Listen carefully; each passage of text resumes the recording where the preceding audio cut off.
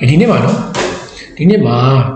ကျွန်တော်ဒီ Magic Minute Moment Channel ရနေပြီးတော့ပြန်ပြီးတော့ကြိုဆိုလိုက်ပါတယ်နော်ပြီးရင်မနေ့ကညမှာကန်ခဲ့တဲ့ Champion League ပွဲစဉ်တစ်ပွဲဖြစ်တဲ့ Chelsea နဲ့ Watford ကပွဲကိုကျွန်တော်ပြောပြပေးတာဖြစ်ပါတယ်နော်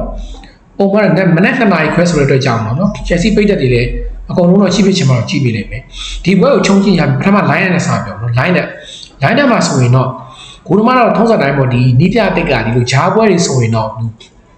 ဂျိုးချင်းစင်ကိုသုံးတယ်နောက်တန်းမှာ Media Shoe ပါမယ် Fofana ပါမယ်နောက်ပြီးတော့ဟာတိုပေးတာဟာတိုကတော့တကယ်တော့လေပွဲထွက်ကစားဖို့ပေးတယ်ဒီလိုပွဲတွေပေါ့နော်ဘာလို့ကူကူရတော်တော်ပြင်ပန်းနေပါပြီနော်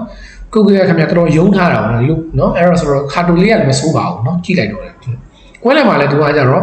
Developer မှာကျတော့ Caicedo နဲ့ James ကိုပေးပြီးတော့ရှေ့မှာနံပါတ်10နေရာမှာ Enzo Fernandez ကိုပေးထားတယ်ကိုပါမာကိုခြံထားတယ်ပေါ့နော်ဒါဖြစ်ကောင်းဖြစ်နေတာရှေ့တစ်ဖက်မှာကန်မဲ့ Palace နဲ့အဝေးကွင်းပွဲတက်လည်းဖြစ်နိုင်တယ်နော်ပြီးတောင်မှာထုံးစံတိုင်း Dito ခနာချုံနဲ့ရှေ့မှာဒီလက်ပေါ့နော်ဒီပွဲမှာ Chelsea ကလေတိုက်စစ်စင်မှုတွေတော်တော်များတယ်နော်သို့တော့အပိတပိုင်းမှာနည်းနည်းလေးလိုနေတာရှိတယ်နော်ဒါပေမဲ့ Enzo Fernandez ကခေါက်တိုက်ဂိုးလေးရတယ်ဝင်သွားပြီပဲပေးမယ်ဆိုပေးလို့ရတယ်50-50ပဲအဲ့ဂိုးတောင်မဝိုင်းတော့ပို့ပြီးတော့ stable ဖြစ်တဲ့ condition ရပါပေါ့နော်အမဝင်တော့လည်းရပါတယ်ဆက်ကစားကြတော့ဒါပေမဲ့ပြဿနာဖြုံးတယ်ပေါ့နော်ခနာချုံတာဖြုံးတယ်နီတိုဖြုံးတယ်နီတိုဆိုထုံးစံတိုင်းပြေးတယ်ညာတောင်ပန်းနေပြေးတယ်အလေဆွဲဝင်တယ်ခေါင်းကြီးပုတ်ပြီးဆွဲဝင်တယ်ပြီးရင်ဘယ်ချင်နဲ့ white ကန်တယ်နော်ထောင်ကန်တောက်တွေရောက်တယ်နော်ဝင်တခါတလေလည်းဝင်လာလည်းရှိတယ်ပေါ့နော်များတော့ဒီလိုပဲပြီးနေတာပေါ့နော်ပြောတော့မြင်တော့ဒီရှေ့တန်းရဲ့3ယောက်ကဒီချိတ်ဆက်ဖို့ကနည်းနည်းလေးဒီတက်ပို့ပြီး smooth ဖြစ်ရင်တော့ပို့ပြီးတော့ကောင်းပါဘူးနော်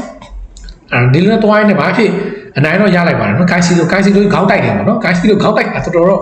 ရှာဒါပေမဲ့သူတိုက်ချက်ကောင်းတယ်နော်ကောင်းတကယ်နေရာယူပဲကွက်တီပဲနော်ပေါ်မဆိုဒီရာဒီမှာ Caicedo ရဲ့ဒီ contribution လည်းမနည်းဘူးနော်ဒီ outside the box ကနေကန်ချက်တွေနော်ကောင်းတယ်အခုလည်းခေါင်းတိုက်ကို